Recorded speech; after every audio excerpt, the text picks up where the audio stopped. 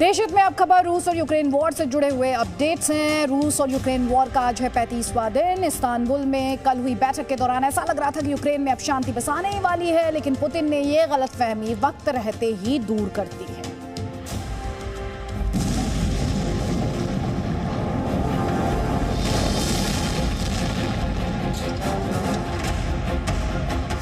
बातचीत मंजूर, लेकिन युद्ध विराम नहीं।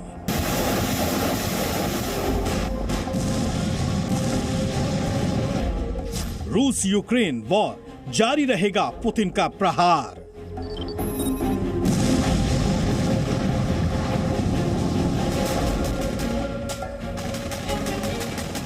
टर्की की राजधानी इस्तांबुल में मंगलवार को 3 घंटे की बातचीत से लगा कि रूस अब यूक्रेन पर हमला करना बंद कर देगा, लेकिन पुतिन ने बहुत जल्द इस गलतफहमी को दूर कर दिया। उन्होंने साफ कर दिया कि हमले नहीं रुकेंगे।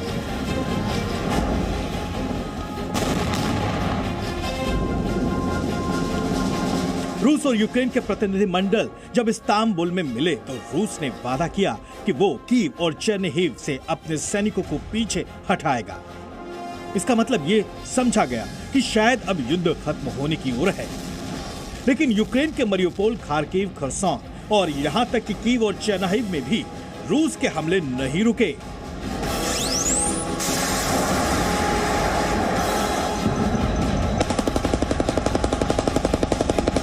इस्तांबुल में दोनों देशों के बीच बैठक का मकसद युद्ध खत्म करना ही था, लेकिन बैठक में ज्यादातर वक्त तेरी शर्त बना मेरी शर्त की बात हुई।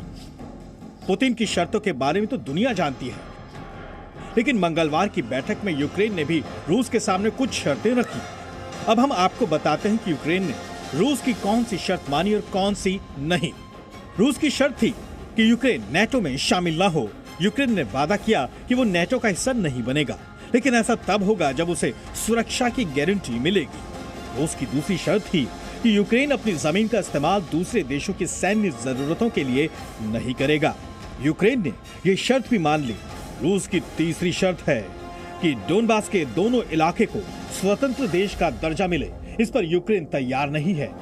वहीं यूक्रेन ने रूस के सामने शर्त रखी कि यूरोपियन यूनियन में उसके शामिल होने का विरोध रूस न करे। यूक्रेन के प्रस्ताव पर आखिरी फैसला पुतिन को करना है, लेकिन पुतिन ने यूक्रेन के जिन इलाकों को स्वतंत्र देश का दर्जा दिया है, उन इलाकों में यूक्रेन का दखल शायद ही उन्हें मंजूर हो। बातचीत के बाद बीते 24 घंटे का दौरान रूसी हमले में कमी जरूर दिखी, लेकिन हमले पूरी तरह रुके नहीं। डोनबास से सुमित चौधरी के साथ ब्यूरो रिपोर्ट, सी मीडिया।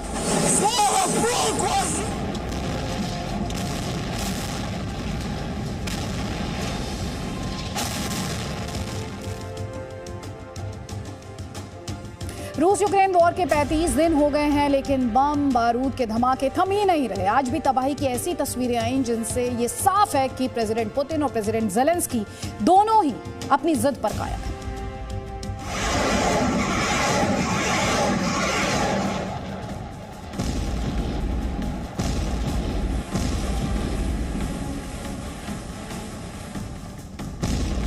भीषण युद्ध के 35 दिन बीत रहे हैं, लेकिन ये तस्वीरें साक्षात सबूत हैं कि अभी बम बारूद के शोर सुनाई देते रहेंगे। यानी यूक्रेन में तबाही थमने वाली नहीं। आग उगलते गोले और इनका शोर किसी का भी दिल दहला देने के लिए काफी है। साफ है, रूस अब भी यूक्रेन में तबाही के नए निशान बना रहा है।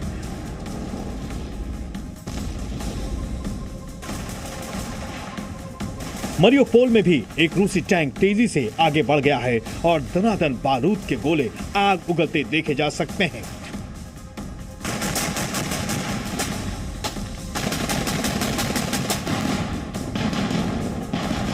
यानी यूक्रेन के हिस्से में सिर्फ और सिर्फ तबाही ही देखी जा रही है।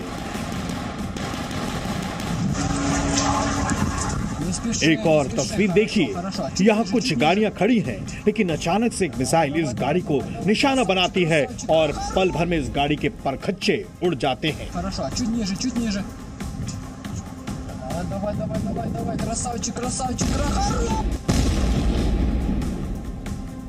चर्निहिव, कीव, खार्किव, इरपिन समेत कई शहरों में जैसे पहले हमले हो रहे थे, अब भी ऐसे ही बम बारूद के गोले शहरों में बिखरे पड़े हैं जो अब तक नहीं फटे।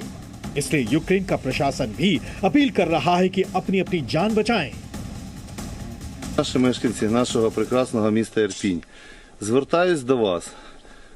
Стою біля свого будинка, розбомбленого, знищеного, і хочу всіх попросити. इस बीच शांति वार्ता के संकेतों से यूक्रेन के राष्ट्रपति जेलेंस्की ने थोड़ी राहत की सांस जरूर ली, क्योंकि जेलेंस्की को अच्छे से पता है कि यहां से यूक्रेन कई दशकों पीछे चला गया है। फिर भी जेलेंस्की के बयान से साफ है कि उन्हें रूस पर पूरा भरोसा नहीं। पुतिन की मिसाइलों ने यूक्रेन के शहर मिकोलेव पर भी हमले जारी रखे हैं। इस हमले में 7 लोगों की जान भी गई है। इस बीच अमेरिका फिर उसी तरह से आग में घी डालने का काम कर रहा है जैसे वो अब तक करता आया है। अमेरिकी रक्षा मंत्रालय ने कहा है कि कीव से रूसी सेना पीछे नहीं हटी है। कीव से सेना हटाना सिर्फ रूस का दिखावा है। जबकि ब्रिटिश मीडिया भी रूस के राष्ट्रपति पुतिन के न्यूक्लियर बंकर में मौजूद होने का दावा कर रहा है। दावा यह भी किया गया है कि फ्लाइट डेटा से उनकी लोकेशन ट्रेस की जा सकती है। पुतिन के यूराल पहाड़ों में मौजूद न्यूक्लियर बंकर में मौजूद होने का दावा किया गया है। पुतिन के साथ रूस के विदेश मंत्री और रूस मंत्री के मौजूद होने की बात भी कही जा रही है। इस बंकर के पूर्वी रूस में होने का दावा किया जा रहा है। पुतिन के न्यूक्लियर बंकर में मौजूद होने की वजह कई मानी जा रही हैं। पुतिन के न्यूक्लियर बंकर में मौजूदगी का मतलब उनके परमाणु प्लान के एक्टिव होना भी माना जा रहा है।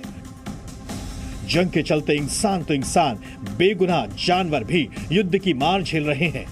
बमबारी के बाद खंडहर में तब्दील हो गई इस इमारत से रेस्क्यू टीम ने काफी मशक्कत कर इस डॉग को बाहर निकाला।